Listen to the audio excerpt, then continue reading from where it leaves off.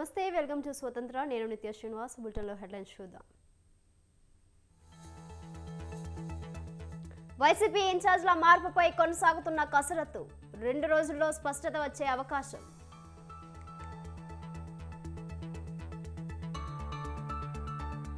నేడు కాకినాడ జిల్లాలో వైఎస్ షర్మిల పర్యటన కాంగ్రెస్ నాయకులు కార్యకర్తలతో సమావేశం హెచ్ఎండిఏ మాజీ డైరెక్టర్ శివ బాలకృష్ణ అరెస్ట్ రేపు కోర్టులో హాజరుపరచనున్న ఏసీబీ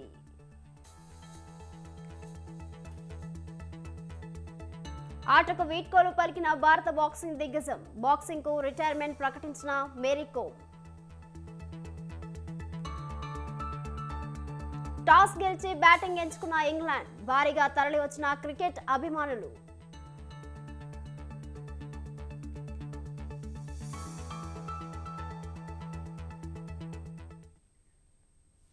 బులెటిన్లో డీటెయిల్స్ చూసుకుంటే ఏపీ కాంగ్రెస్ అధ్యక్షురాలుగా బాధ్యతలు స్వీకరించిన తర్వాత వైఎస్ షర్మిల దూకుడు పెంచుతున్నారు.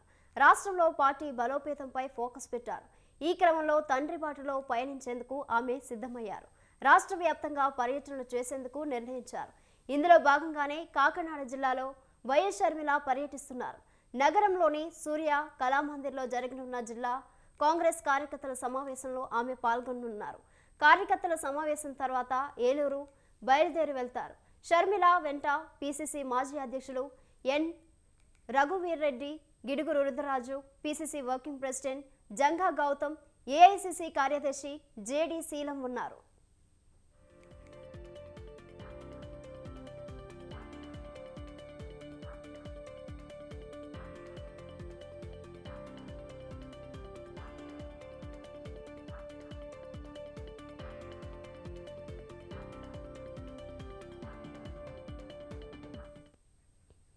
ఏపీ కాంగ్రెస్ అధ్యక్షురాలుగా బాధ్యతలు స్వీకరించిన తర్వాత వైఎస్ షర్మిల దూకుడు పెంచుతున్నారు.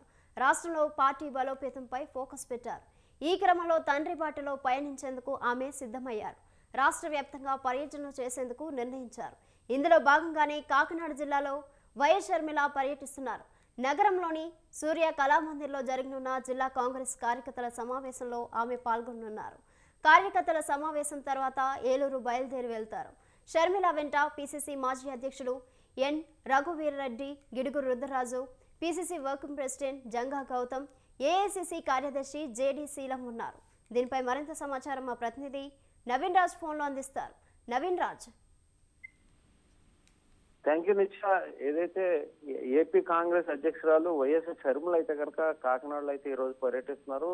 ఈమె ఏపీ కాంగ్రెస్ అధ్యక్షురాలుగా బాధ్యతలు తీసుకున్న తర్వాత రాష్ట్ర వ్యాప్తంగా ఉన్న అన్ని జిల్లాల్లోనే పర్యటన చేస్తున్నారు. నిన్నే వైజాగ్ జిల్లా పర్యటన ముగించుకుని ఈ రోజు అయితే కాకినాడ అయితే చేరుకున్నారు. అంటే నిన్న రాత్రి 10 గంటలకే ఆమె కాకినాడ వచ్చి కాకినాడలోని ఒక జిఆర్టీ హోటల్లో అయితే ఆమె బస చేశారు. ఈ రోజు కాంగ్రెస్ కార్యకర్తలతో అయితే సమావేశం కానున్నారు. రాత్రి ఆమె కాకినాడ వస్తున్న విషయం తెలుసుకున్న కాంగ్రెస్ శ్రేణులు కానీ కాంగ్రెస్ కార్యకర్తలు కానీ ఆమెకు భారీగా స్వాగతం చెప్పారు. ఆమె ఆ కాకినాడ చేరుకున్న తర్వాత ఆమెతో పాటు రాష్ట్రానికి సంబంధించిన ముఖ్య నాయకులు ఇటు పల్లవరాజు కావచ్చు, జేడి శీలం కావచ్చు, అలాగే మాజీ పిసిసి అధ్యక్షులు గిడుగు రుద్రరాజు, జేడి శీలం అందరూ కూడా ఆమె కూడా ఉన్నారు. ఆమె కాకినాడ రావడంతో ఆవిడకైతే కనుక భారీ స్వాగతం పలికారు. ఈ రోజు అయితే ఉదయం ఒక మరికొద్ది సేపట్లో అయితే కాకినాడ జిఆర్టీ హోటల్ నుంచి అయితే ఆమె పాదయాత్రగా బయలుదేరి కాకినాడ సూర్యకళా మందిర్లో కాంగ్రెస్ కార్యకర్తలు ముఖ్య నేతల సమావేశం అయితే ఏర్పాటు చేశారు. ఈ సమావేశంలో ఆమె పాల్గొని అందరితోటి కూడా ముచ్చరించేందుకైతే అన్ని ఏర్పాట్లు చేశారు. అదేవిధంగా కాంగ్రెస్ కి సంబంధించిన ఏదైతే ఈ జిల్లాలో పనిచేసిన కాంగ్రెస్ ముఖ్య నేతలు అందరినీ కూడా ఈ సమావేశానికి అయితే పిలిచారు. అలాగే వచ్చే ఎన్నికలకు సంబంధించి కూడా ఈ టూర్ ని ఆమె వినియోగించుకునేందుకైతే ప్రయత్నం అయితే చేస్తున్నారు. వచ్చే ఎన్నికల్లో పోటీ చేసే ఎవరైతే అభ్యర్థులు ఉన్నారో వాళ్ళందరూ కూడా దరఖాస్తులు చేసుకోండి, అందరూ కూడా కాంగ్రెస్ పార్టీలోకి రండి, నాతో కలిసి నడిచేందుకు ముందుకు రండి అని చెప్పేసి అయితే వైఎస్ షర్మిల అయితే అందరికీ కూడా ఇక్కడి నుంచి అందరికీ కూడా ఆమె సందేశాలు పంపుతున్నట్లు కూడా తెలుస్తుంది. అదేవిధంగా ముఖ్య నాయకులందరితో కూడా ఆమె మాట్లాడి కాంగ్రెస్ కి పూర్వవైభవం తీసుకొచ్చేందుకు ఆమె అయితే ప్రయత్నం చేస్తున్నట్లయితే తెలుస్తుంది నిత్య. Right Naveen Raj, thank you.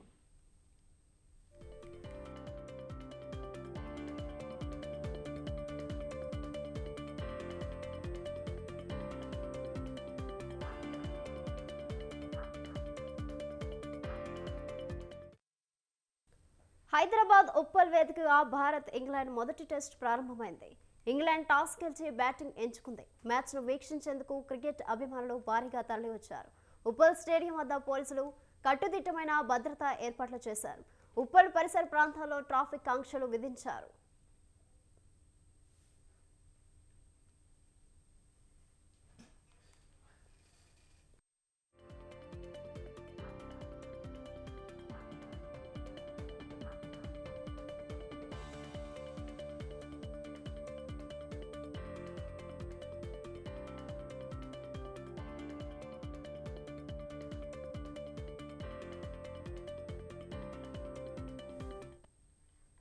Hyderabad Uppal వేదికగా భారత్ ఇంగ్లాండ్ మొదటి టెస్ట్ ప్రారంభమైంది.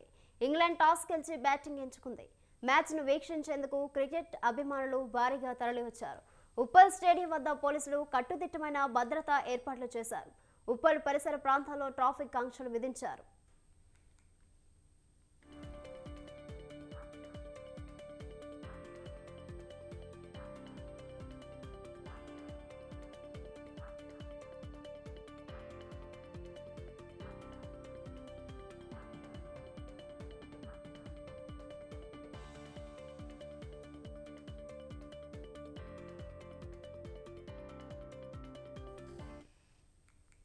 హైదరాబాద్ ఉప్పల్ వేదికగా భారత్ ఇంగ్లాండ్ మొదటి టెస్ట్ ప్రారంభమైంది. ఇంగ్లాండ్ టాస్ గెలిచి బ్యాటింగ్ ఎంచుకుంది. మ్యాచ్ను వీక్షించేందుకు క్రికెట్ అభిమానులు భారీగా తరలివచ్చారు. ఉప్పల్ స్టేడియం వద్ద పోలీసులు కట్టుదిట్టమైన భద్రతా ఏర్పాట్లు చేశారు. ఉప్పల్ పరిసర ప్రాంతాల్లో ట్రాఫిక్ ఆంక్షలు విధించారు.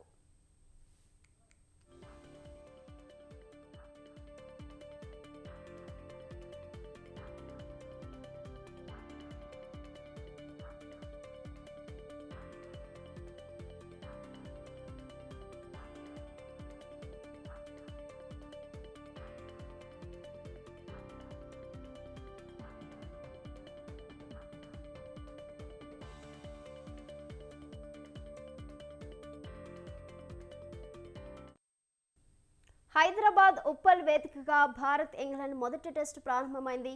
ఇంగ్లాండ్ టాస్ గెలిచి బ్యాటింగ్ ఎంచుకుంది. మ్యాచ్ను వీక్షించేందుకు క్రికెట్ అభిమానులు భారీగా తరలివచ్చారు. ఉప్పల్ స్టేడియం వద్ద పోలీసులు కట్టుదిట్టమైన భద్రతా ఏర్పాట్లు చేశారు. ఉప్పల్ పరిసర ప్రాంతాల్లో ట్రాఫిక్ ఆంక్షలు విధించారు.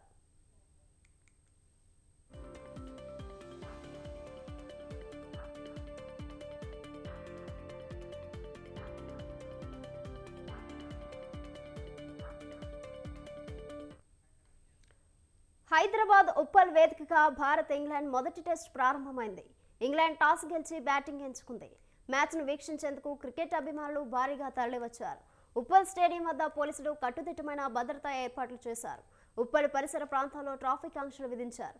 దీనిపై మరింత సమాచారం స్టేడియం నుంచి విశాల్ లైవ్లో అందిస్తారు. విశాల్, చెప్పండి, అక్కడ ఏర్పాట్లు ఎలా ఉన్నాయి? ప్రస్తుతం మీ దగ్గర ఉన్న అప్డేట్స్ ఏంటి? రైట్ నిత్య, దాదాపు 5 ఏళ్ల గ్యాప్ తర్వాత హైదరాబాద్ వేదికగా టెస్ట్ మ్యాచ్ జరగనుండడంతో అటు క్రికెట్ అభిమానులు అదేవిధంగా హెచ్సిఏ విద్యార్థులకు ఫ్రీగా తాము ఈ మ్యాచ్ చూపిస్తామని చెప్పడంతో అటు క్రికెట్ అభిమానులతో పాటు స్కూల్ విద్యార్థులు కూడా స్టేడియం దగ్గరకు రావడంతో ఒక సందడి వాతావరణం నెలకొంది. మరోవైపు విద్యార్థులందరూ కూడా ఒక ఫస్ట్ టైం తాము ఇక్కడ రావడం ఒక గుడ్ ఎక్స్పీరియన్స్ అని, ఒక స్వీట్ మెమరీస్ లాగా ఉండిపోతుందని కూడా విద్యార్థులు చెప్తున్న పరిస్థితి ఉంది. ప్రస్తుతం మనం విజువల్లో కూడా చూసుకోవచ్చు. విద్యార్థులందరూ కూడా క్రికెట్ చూద్దామని ఒక ఆసక్తితోటి స్టేడియం వైపు తరలి వస్తున్నారు. ఇక ప్రతి విద్యా సంస్థ కూడా వారి మేనేజ్మెంట్లు విద్యార్థులకు ఎక్కడ కూడా ఎలాంటి ఇబ్బందులు రాకుండా వాళ్ళని స్టేడియంకి తీసుకొస్తున్నారు. ఇక ఇప్పటికే మ్యాచ్ ప్రారంభమైంది. అటు టాస్ గెలిచి ఇంగ్లాండ్ బ్యాటింగ్ కూడా అభిమాన ప్లేయర్లను రోహిత్ శర్మ, అశ్విన్, జడేజా ఇలా తమ అభిమాన ప్లేయర్లను కూడా చూసేందుకు విద్యార్థులందరూ కూడా ఎంతో ఆసక్తిగా ఎదురు చూస్తున్నారు. ఇక మొట్టమొదటి ఇంగ్లాండ్ భారత్ టూర్లో భాగంగా మొత్తం 5 టెస్టుల సిరీస్లు ఉంటాయి. మొదటి టెస్ట్ మ్యాచ్ హైదరాబాద్లో జరగడంతో ఒక అభిమానుల్లో కూడా ఒక ఆసక్తి నెలకొంది. ఇక నెక్స్ట్ టెస్ట్ మ్యాచ్ విశాఖపట్నంలో జరుగుతుంది. ఇక విద్యార్థులందరూ కూడా ఎప్పుడెప్పుడు స్టేడియం లోపలికి వెళ్దామా, ఎప్పుడెప్పుడు మ్యాచ్ని చూద్దామా అన్న ఒక ఆసక్తితోటి ఉన్నారు. ఇక సాధారణంగానే హైదరాబాద్లో మ్యాచ్ ఉందంటే చాలు క్రికెట్ అభిమానులు పెద్ద ఎత్తున వస్తారు. ఇక ఇప్పుడు విద్యార్థులకు కూడా ఫ్రీగా చూపిస్తామనడంతో అటు పెద్ద ఎత్తున స్టేడియం వైపుకి పిల్లలు స్కూల్ విద్యార్థులందరూ కూడా తరలి వస్తున్నారు. ప్రస్తుతం మనం చూసుకోవచ్చు జెండాలు పట్టుకొని వాళ్ళు తమ అభిమానాన్ని, భారత్ పై ఉన్న అభిమానాన్ని కూడా చాటుతున్నారు. గతంలో మ్యాచ్లు జరిగినప్పుడు విద్యార్థులకి అనుమతి అనేది స్టార్టింగ్లో ఉండేది, ఆ తర్వాత విద్యార్థులకు అనుమతించకపోవడం జరిగేది. ఇక ఇప్పుడు విద్యార్థులకి అనుమతించడంతో విద్యార్థులు కూడా ఎంతో ఆసక్తిగా ఈ మ్యాచ్ చూసేందుకు ఎదురుస్తున్నారు. తమ అభిమాన ప్లేయర్లని రోహిత్ శర్మ, అశ్విన్, జడేజా, శుభ్మన్ గిల్ ఇలా అందరినీ తాము చూసే అవకాశం దక్కిందని కూడా విద్యార్థులు ఎంతో ఆనందం వ్యక్తం చేస్తున్నారు. అంటే ఎగ్జామ్స్ ముందు, అంటే మార్చిలో ఏప్రిల్లో ఎగ్జామ్స్ జరుగుతాయి. ఆ ఎగ్జామ్స్ ముందు ఈ మ్యాచ్ ఒక రిఫ్రెష్మెంట్గా కూడా విద్యార్థులకి ఉంటుందనడంలో ఎటువంటి సందేహం లేదు. ఇక ఇప్పటికే మ్యాచ్ ప్రారంభమైంది. ఇక్కడ అటు పోలీసులు, అదేవిధంగా క్రికెట్ ఈ హెచ్సిఏ మేనేజ్మెంట్, స్టేడియం దగ్గర ఉన్న భద్రతా సిబ్బంది అన్ని ఏర్పాట్లను కూడా విద్యార్థులకు ఎటువంటి ఇబ్బందులు రాకుండా అన్ని ఏర్పాట్లను కూడా పూర్తి చేసింది. మనం విజువల్లో కూడా చూసుకోవచ్చు. ప్రతి ఒక్కరికి కూడా టికెట్ ఇచ్చి లోపలికి వెళ్ళేస్తున్నారు. వాళ్ళు కూడా ఒక ఆసక్తితో కూడా ఉన్నారు. అంటే మ్యాచ్ ఎప్పుడెప్పుడు గ్రౌండ్ లోపలికి వెళ్దామా, ఎప్పుడెప్పుడు కూర్చొని తమ అభిమాన ప్లేయర్లని చూద్దామా అన్నట్టు కూడా క్రికెట్ విద్యార్థులందరూ కూడా ఒక ఆసక్తి చేస్తున్నారు. సాధారణంగానే హైదరాబాద్లో మ్యాచ్ ఉందంటే చాలు ఎక్కువ రద్దీ అనేది కనిపిస్తుంది. ఇక విద్యార్థులు రావడంతో ఈ రద్దీ మరింత కూడా పెరిగింది. ఇక ఈరోజు ఈ టెస్ట్ మ్యాచ్ ప్రారంభమైన తర్వాత 29 వరకు కూడా సాగే అవకాశం ఉంటుంది. ఇక 12 సంవత్సరాలుగా టీమిండియాకు టెస్ట్ మ్యాచ్లో అసలు ఓటమి అనేది ఎరగలేదు. ఇక ఈ మ్యాచ్లో కూడా తాము గెలిచి తీరుతామని కూడా అటు టీమిండియా ఒక ఆశాభావం వ్యక్తం చేస్తుంది. ఇక ఇంగ్లాండ్ మాత్రం బజ్బాల్ అనే ఒక కొత్త వ్యూహంతో బరిలోకి దిగనుంది. అంటే టెస్ట్ మ్యాచ్లను కూడా T20 తరహా ఆడుతూ ఈ మొదటి టెస్ట్ మ్యాచ్ని బోని కొట్టేందుకు కూడా అటు ఇంగ్లాండ్ ఒక వ్యూహంతో ఈ బరిలోకి దిగింది. ఇక ఇంగ్లాండ్ కెప్టెన్ బెన్ స్టోక్ కూడా ఒక మంచి టెస్ట్ మ్యాచ్లో ఒక మంచి రికార్డును కూడా తను కొనసాగిస్తూ వస్తున్నాడు. తను ఇంతకుముందు 18 టెస్ట్ మ్యాచ్లు ఆడితే తను 12 మ్యాచ్లను కూడా విజయం సాధించేలాగా జట్టుని కృషి చేశాడు. అదేవిధంగా మరో 3 మ్యాచ్లు డ్రాగా కూడా నిలిచాయి. సో అటు ఇంగ్లాండ్, అదేవిధంగా భారత్, 2 క్రికెట్ దిగ్గజాలు హైదరాబాద్ వేదికగా మ్యాచ్ ఆడుతుండడంతో అటు క్రికెట్ అభిమానుల్లో ఒక పెద్ద ఆసక్తి అనేది నెలకొంది. ఇక రైట్ క్రికెట్ అభిమానులు కూడా వచ్చి వాళ్ళ టీం వాళ్ళ జట్టు గెలుస్తుందని కూడా వాళ్ళు వ్యక్తం చేస్తున్నారు. ఇక మ్యాచ్ ఇప్పటికే ప్రారంభమైంది. విద్యార్థులందరూ కూడా లోపలికి వెళ్తున్నారు. ప్రస్తుతానికైతే హైదరాబాద్ ఇంటర్నేషనల్ క్రికెట్ స్టేడియం దగ్గర విద్యార్థులతోటి, క్రికెట్ అభిమానులతోటి ఒక సందడి వాతావరణం నెలకొంది. నిత్య. Right Vishal, thank you.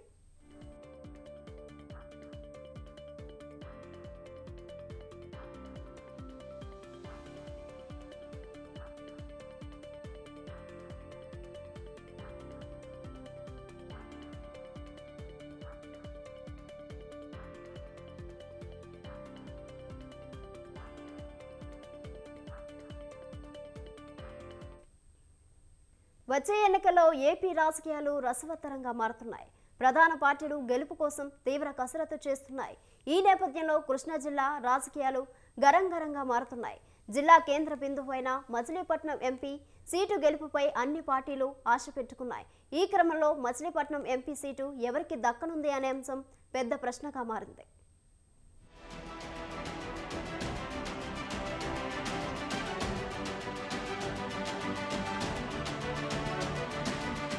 Krishna జిల్లాలో రాజకీయాలు శరవేగంగా మార్పు చెందుతున్నాయి. అధికార పార్టీ 2024 ఎన్నికల బరిలో గెలిపించేందుకు అభ్యర్థుల కసరత్తు చేస్తూ సిట్టింగ్ అభ్యర్థులకు మార్పు చూపిస్తుంది. దీంతో సిట్టింగ్ అభ్యర్థులను పార్టీ పెద్దలు బుజ్జగించినప్పటికీ ఫలితం కనిపించట్లేదు. దీంతో అభ్యర్థులు పక్క పార్టీ వైపు ఎక్కువగా మొగ్గు చూపిస్తున్నారు. కృష్ణా జిల్లాలో ఈసారి అధికార పార్టీ భారీగా అభ్యర్థులను మార్చే దిశగా అడుగులు వేస్తోంది.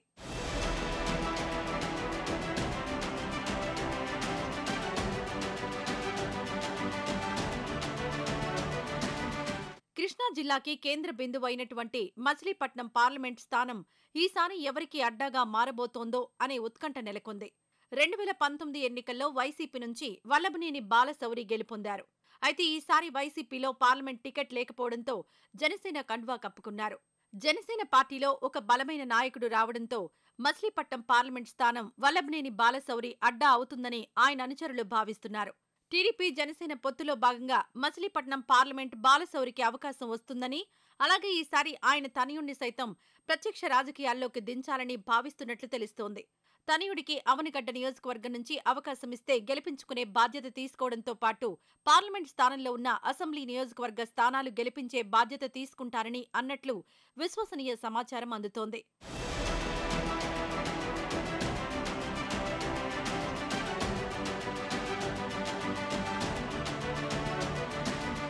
రెండు 2019 నుంచి ఇప్పటి వరకు మచిలీపట్నంలో పలు అభివృద్ధి కార్యక్రమాలకు ఎంపీ నిధుల వల్లే సాకారం జరిగిందని ఆయన అనుచరులు చెప్పుకుంటున్నారు. అంతేకాకుండా గతంలో కూడా స్థానిక ఎమ్మెల్యే పేర్ని నాని వర్గం, వల్లభనేని వర్గం విభేదాలుండడంతో ఈసారి మచిలీపట్నం అసెంబ్లీ స్థానం గెలుపు కోసం బాలశౌరి కృషి చేస్తారని చర్చలు జరుగుతున్నాయి. మచిలీపట్నం పార్లమెంట్ పరిధిలో ఉన్న ఎమ్మెల్యేలు ప్రోటోకాల్ సైతం పట్టించుకోవట్లేదని, గతంలో ఎంపీ అసంతృప్తి చెందారని, అధిష్టానం దృష్టికి తీసుకువెళ్లినా కూడా పట్టించుకోలేదని ఆయన సన్నిహితులు అనుకుంటున్నారు. బాలశౌరికి ప్రాధాన్యత సరిగా ఇవ్వకపోవడమే కాకుండా ఆయన అనుచరులపై సైతం గతంలో స్థానిక ఎమ్మెల్యే అనుచరులు దాడి చేయడం కూడా ఒకంత అసంతృప్తి వెల్లడవుతుందని కృష్ణా జిల్లాలో బలంగా వాదనలు వినిపిస్తున్నాయి. 2019 ఎన్నికల్లో టీడీపీ నుంచి ఎంపీ అభ్యర్థిగా పోటీ చేసిన కొనకొళ్ల నారాయణ ఓటమి చెందడంతో ఈసారి భవిష్యత్ కార్యాచరణ ఎలా ఉండబోతోందో తెలియని పరిస్థితుల్లో ఉన్నట్లు తెలుస్తోంది. ఏదేమైనా 2024 ఎన్నికల్లో మచిలీపట్నం ఎవరికి అడ్డాగా మారబోతోందో పెద్ద చర్చనీయాంశంగా మారింది.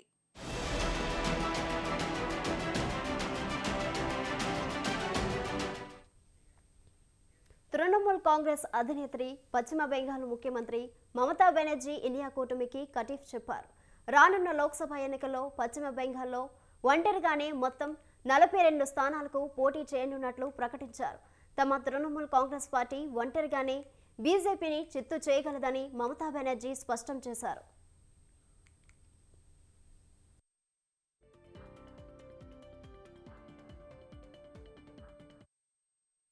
కూటమిలో కమ్యూనిస్టు పార్టీల ఉనికి పట్ల మొదటి నుంచి వ్యతిరేకతతో ఉన్న మమతా బెనర్జీ గతంలో కాంగ్రెస్కు కేవలం 2 సీట్లు ఇస్తామని ప్రకటించారు. ఇండియా కూటమి సమావేశాలను పెద్దగా పట్టించుకోలేదు. కాంగ్రెస్తో చర్చించే ప్రసక్తి లేదని మమతా స్పష్టం చేశారు. బెంగాల్లో తామే అన్ని స్థానాలకు ఒంటరిగా పోటీ చేసి బీజేపీని చిత్తు చేస్తామని స్పష్టం చేశారు. తాము ఇండియా కూటమిలో ఉన్నామని, రాహుల్ న్యాయయాత్ర పశ్చిమ బెంగాల్లోనూ సాగాల్సి ఉన్నా తమకు కనీసం సమాచారం కూడా కాంగ్రెస్ ఇవ్వలేదని ఆగ్రహం వ్యక్తం చేశారు. ఇండియా కూటమికి తానే పేరు పెట్టిన కూటమిని సిపిఎం కంట్రోల్ చేయడాన్ని సహించలేకపోతున్నామన్నారు.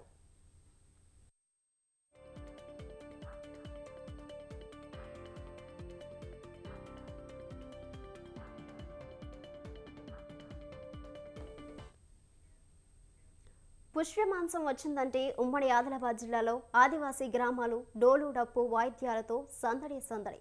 ఆదివాసీలు నియమనిష్టలతో ప్రత్యేక పూజలు చేస్తూ తమ దైవాలను కొలుస్తూ ఉంటారు.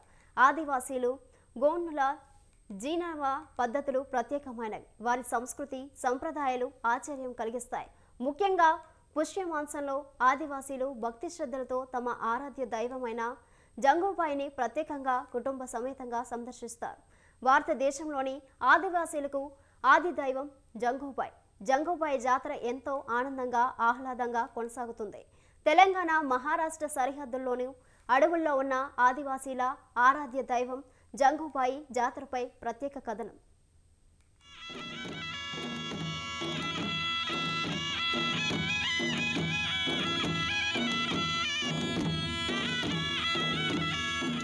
ఆదివాసులకు ప్రకృతికి విడదీయరాని బంధం. వారి అలవాట్లు ఆచారాలు ప్రకృతితోనే ముడిపడి ఉంటాయి. కొండ కోనల్లో జీవనం, అడవే జీవనాధారం. వారి వేషధారణ, పూజలు, పండుగలు, జాతరలు ఇలా ప్రతి అంశం శైలి భిన్నంగా ఉంటాయి. ప్రతి నెల ఒక్కో మాసంలో ఒక్కో పూజా కార్యక్రమం. కుమరం భీం ఆసిఫాబాద్ జిల్లా కెరమెరి మండలం కొటాపరందోలి బిడ్వార్ సమీపంలో తెలంగాణ మహారాష్ట్ర సరిహద్దులో ఉన్న అడవిలో జంగుబాయి పుణ్యక్షేత్రం ఉంది. పుష్యమాసంలో 4 రోజుల పాటు ఆదివాసులు నియమాలతో జంగుబాయిని దర్శించుకునేందుకు పెద్ద ఎత్తున తరలి వస్తున్నారు. మహారాష్ట్ర నుంచి, మరి తెలంగాణ నుంచి, అలాగే ఆంధ్ర నుంచి వీళ్ళు నెల 5వ రోజు, నెలవంక 5వ రోజుల తర్వాత మహాపూజ ఉంటుంది. ఈ యొక్క పూజానికి రాత్రి 12 నుంచి 1 గంట మధ్యలోనే జరుగుతుంది ఈ పూజ. ఈ పూజలో 8 గోత్రాల కటోడలు, అలాగే పర్దన్లు వీళ్ళు కలిసి పూజ చేస్తారు. ఈ యొక్క జంగుబాయి యొక్క మహత్వం. కోరుకున్నది కొంగు బంగారం అంటారు. లక్షలల్లో జనాలు ఉంటారు, వాళ్ళకు కొంచెం సౌకర్యం ఉంటే బాగుంటుందని మా యొక్క కమిటీ తరఫున ప్రార్థన. పుష్యమాసంలో నెలవంక కనిపించిన రోజు నుండి అమావాస్య వరకు ఆదివాసులు పవిత్ర మాసంగా భావిస్తారు. తమ ఇల్లు వాకిలి శుభ్రం చేసి ఆవు పేడతో అలికి పవిత్రంగా ఉంచుకుంటారు. నెల రోజుల పాటు ఆదివాసులు ఎవరిళ్లలోనూ తినరు, కనీసం మంచినీళ్లు కూడా తాగరు, పాదరక్షలు ధరించరు, మద్యానికి దూరంగా ఉంటారు. జంగుబాయి వద్దకు వచ్చే భక్తులు చాలా మంది కాలినడకనే వస్తుంటారు. దూర ప్రాంతాల వారు ఎడ్ల బండ్లలో వస్తుంటారు. ఇక్కడ పవిత్రంగా ఏంటంటే ఎంతో దూరంలో చెప్పులు వదిలేసి చెప్పులు లేకుండా వచ్చి పూజలు చేసుకొని వంటలు చేసుకొని తినేసి ఇక్కడ ఒక నిద్ర కూడా చేస్తారన్నమాట. నిద్ర చేసి వెళ్ళడం అనేది జరుగుతుంది. మొక్కులు కూడా మొక్కితే దాదాపుగా ఒక 50 అడుగుల నుంచి కొత్త బట్టలు పరుస్తూ మరి మొక్కు తీర్చడానికి వచ్చినటువంటి భక్తులు ఎవరైతే ఉన్నారో వాళ్ళందరినీ కూడా బట్టపరిచి బట్ట మీద మొక్కుతూ బట్ట మీద అడుగులేస్తూ అక్కడ దాకా తీసుకెళ్లడం అనేది జరుగుతుంది. చాలా చాలా పవిత్రమైనటువంటి దేవస్థానం ఇది. దేవత అనగానే మనమంతా ఓ ఆకారమని ఊహిస్తాం, కానీ ఇక్కడ ఆదివాసీ దేవత అంటే ఒక వెలుగు అంతే. చీకట్లను పారద్రోలే దీపాన్ని జంగుబాయి దేవత రూపంగా ఆరాధిస్తారు. అడవిలో ఓ నది, పక్కన ఎత్తైన కొండ మధ్య గుహలోపల కాంతులు వెదజల్లే దీపమే జంగుబాయి దేవత. ఆ దీపముంచిన స్థలమే జంగుబాయి మహల్. గుహ లోపలికి వెళ్లాలంటే కొంచెం కష్టపడాల్సిందే. కొమరం భీం ఆసిఫాబాద్ జిల్లా కెరమెరి మండలంలోని కోటా పరందోలి సమీపంలో ఈ ఆదివాసుల జంగుబాయి పుణ్యక్షేత్రం వెలసింది.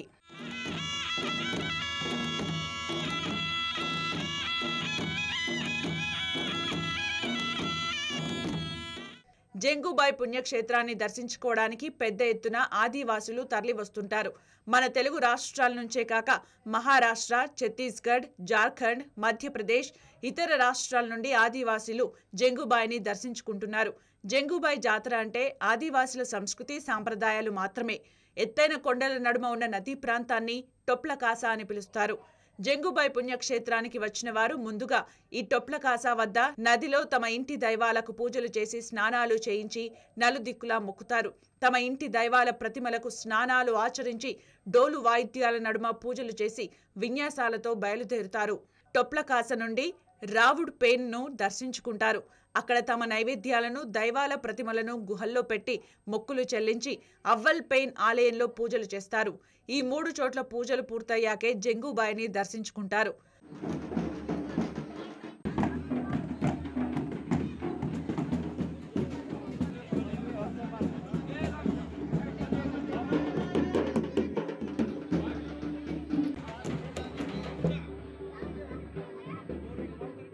అవ్వల్ పెయిన్ పూజ దర్శనం అయ్యాక అక్కడి నుండి జంగుబాయి మహల్ వద్దకు చేరుకుని రాయితాడ్ పెయిన్కు పూజలు చేసి గుహలోపల జంగుబాయి దీపాన్ని దర్శించుకుంటారు. ఈ గుహలో ఉన్న దీపమే జంగుబాయి. పూర్వం ఇక్కడికి జంగుబాయి దీపం రూపంలో వచ్చినట్లు ఆదివాసీలు భావిస్తారు. జంగుబాయిని దర్శనంతో ఆదివాసులకంతా మంచి జరిగిందని నమ్మకం. అప్పటి నుండి జంగుబాయి జాతర కొనసాగుతుందని ఆదివాసులు చెబుతున్నారు. ప్రతి ఏటా పుష్యమాసంలో జంగుబాయికి ప్రత్యేక పూజలు చేస్తారు. అనంతరం అందరూ తమ కుటుంబాలతో వివిధ రకాల వంటకాలు తయారు చేసి ముందుగా తమ దైవాలకు నైవేద్యం పెట్టి ఆ తర్వాత విందు చేస్తారు. స్వచ్ఛమైన నువ్వుల నూనె, ఇప్ప నూనెలతో నైవేద్యం పెట్టాక ఆ నూనెలతోనే మహిళలు వంటకాలు, గారెలు, బూరెలు, అప్పాలు చేస్తారు. ఇవి ఆదివాసులకు ప్రత్యేకమైనవి.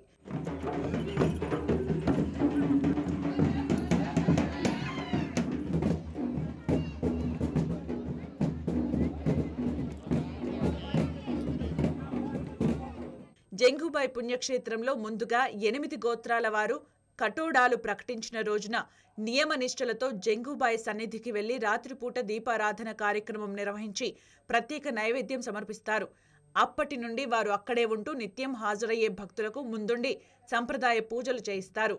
ఆదివాసీ తెగలలోని గొండు, కులాం, ప్రధాన్, తోటి, మన్నేవార్, ఇతర తెగలవారు వారి వారి సాంప్రదాయ కట్టుబాట్లను అనుసరించి వారి దైవాలైన జంగుబాయి, భీమయ్యక్, జంగున్ భుయారి, భీమ్దేవ్, భౌర్ పెయిన్, డొల్లారా అవ్వల్ పెయిన్, కావడా పెయిన్ ఇలా ఒక్కొక్కరికి ఒక్కో దేవతల పేర్ల రూపంలో కొలుస్తుంటారు. తరతరాలుగా 100 ఏళ్లుగా ఆదివాసుల సంప్రదాయాలు కొనసాగుతున్నాయి.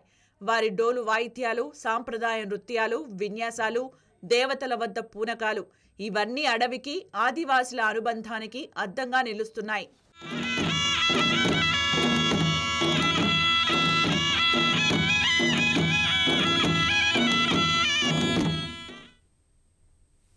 టీవీలో వచ్చే బిగ్ బాస్లో ఛాన్స్ కొట్టేసి ఆపై సినిమా ఛాన్స్ పట్టేద్దామని ఆశపడిన ఓ యువతి అడ్డంగా మోసపోయింది. బిగ్ బాస్లోకి పాల్గొనే ఛాన్స్ ఇప్పిస్తామని డబ్బులు తీసుకుని మోసం చేశాడంటూ జూబ్లీహిల్స్ కంప్లైంట్ చేసింది స్వప్న అనే యువతి. మా టీవీలో ప్రొడక్షన్ ఇన్ఛార్జ్గా పనిచేస్తున్న సత్య గత జూన్లో 2.5 లక్షలు తీసుకున్నాడని, అయినా బిగ్ బాస్లోకి పంపించలేదని ఫిర్యాదులో పేర్కొంది. తన డబ్బులు తనకు ఇవ్వాలని కోరగా బెదిరిస్తున్నాడని ఆరోపించింది. కాస్ట్యూమ్స్, పీఆర్ ఖర్చుల కోసం 5 లక్షల వరకు ఇవ్వాలని డిమాండ్ చేయగా 2.5 లక్షలు ఇచ్చానని తెలిపింది స్వప్న.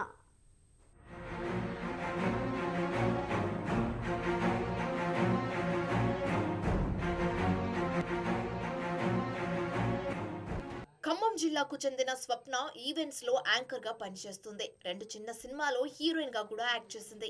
ఈ సమయంలోనే మా టీవీలో పనిచేస్తున్న సత్య పరిచయమయ్యాడు. బిగ్ బాస్ సీజన్ 7 కి పంపిస్తానని హామీ ఇచ్చాడు. తమ్మిలి రాజు అనే వ్యక్తిని పరిచయం చేసి ఇతనే బిగ్ బాస్ కి ఇన్ఛార్జ్ అని చెప్పాడు. బిగ్ బాస్ కి వెళ్లడానికి 5 లక్షలు ఖర్చు అవుతుందని చెప్పాడు. బిగ్ బాస్ లో కాస్ట్యూమ్స్, పీఆర్ ఖర్చుల కోసం పే చేయాలన్నాడు. దీంతో 2.5 లక్షలు అతనికి ఇచ్చానని చెప్తోంది యాంకర్ స్వప్న.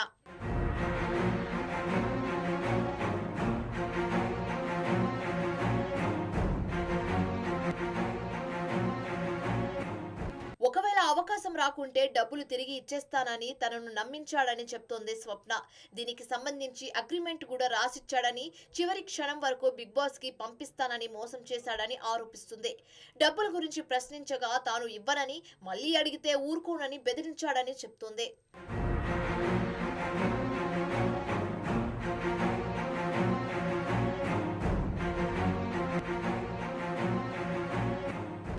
తాను మోసపోయానని గ్రహించిన స్వప్న జూబ్లీహిల్స్ పోలీసులను ఆశ్రయించింది. పిఎస్ లో తమ్మిలి రాజు సత్యపై ఫిర్యాదు చేసింది. కంప్లైంట్ తీసుకున్న పోలీసులు ఇద్దరిపై 406, 420 సెక్షన్ల కింద కేసు నమోదు చేశారు. సీజన్ స్టార్ట్ అయినా తన పేరు లేకపోవడంతో రాజును స్వప్న చౌదరి నిలదీసింది. సీజన్ 7 ఉల్టా పుల్టా కావడంతో వైల్డ్ కార్డ్ ఎంట్రీ ఉంటుందని, మరోసారి చీట్ చేసినట్లు ఆరోపిస్తుంది. నిలదీయడంతో తనని బెదిరించినట్లు చెప్తుంది. అంతేకాకుండా గతంలోనూ రాజు మరో సంస్థలో పనిచేసినప్పుడు కూడా చాలా మంది అమ్మాయిలను మోసం చేయడం కారణంగా అక్కడ ఉద్యోగం నుంచి తొలగించినట్లు ఆరోపించింది. చాలా రియాలిటీ షో పేర్లతో మోసాలకు దిగుతున్నట్లు జూబ్లీహిల్స్ పోలీసులకు ఫిర్యాదు చేసినట్లు చెప్తుంది స్వప్న.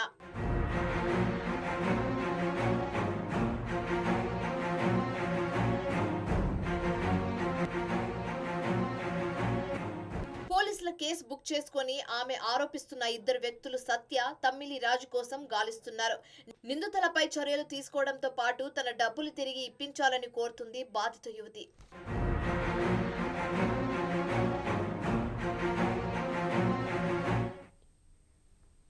భారత బాక్సింగ్ దిగ్గజం మేరీ కోమ్ సంచలన ప్రకటన చేశారు. తన వయసు దృష్ట్యా బాక్సింగ్ కు రిటైర్మెంట్ ప్రకటించారు. అన్ని కేటగిరీల పోటీల నుంచి తప్పుకుంటున్నట్లు తెలిపారు. అంతర్జాతీయ బాక్సింగ్ అసోసియేషన్ నిబంధనల ప్రకారం 40 ఏళ్లకు పైబడిన క్రీడాకారులు ప్రొఫెషనల్ బాక్సింగ్ టోర్నమెంట్లలో పాల్గొనడానికి అనుమతి లేదు. దీంతో గత ఏడాది 41 ఏళ్ల దాటిన మేరీ కోమ్ తప్పనిసరి పరిస్థితుల్లో ఈ నిర్ణయం తీసుకున్నారు. తనకు ఇంకా ఆడాలని ఉందని, దురదృష్టవశాత్తు వయసు తన ఆటకు అడ్డంకిగా మారిందని మేరీ కోమ్ తెలిపారు. మహిళల బాక్సింగ్లో 6 సార్లు ప్రపంచ ఛాంపియన్గా గెలిచారు మేరీ కోమ్. అలాగే ఒలింపిక్లో కాంస్య పథకం సాధించారు. ఓవరాల్గా మేరీ కోమ్ తన కెరీర్లో 13 స్వర్ణాలు సహా మొత్తం 19 పథకాలను సాధించి బాక్సింగ్ లెజెండ్గా గుర్తింపు తెచ్చుకున్నారు. మేరీ కోమ్ ప్రతిభకు గుర్తుగా భారత ప్రభుత్వం ఆమెకు 2002లో అర్జున్ అవార్డు, 2009లో ఖేల్ రత్న అవార్డు, 2006లో పద్మశ్రీ, 2013లో పద్మభూషణ్, 2020లో పద్మవిభూషణ్ పురస్కారాలను అందజేసింది. అంతేకాకుండా మేరీ కోమ్ 2016లో రాజ్యసభ సభ్యురాలుగా కూడా నియమితులయ్యారు.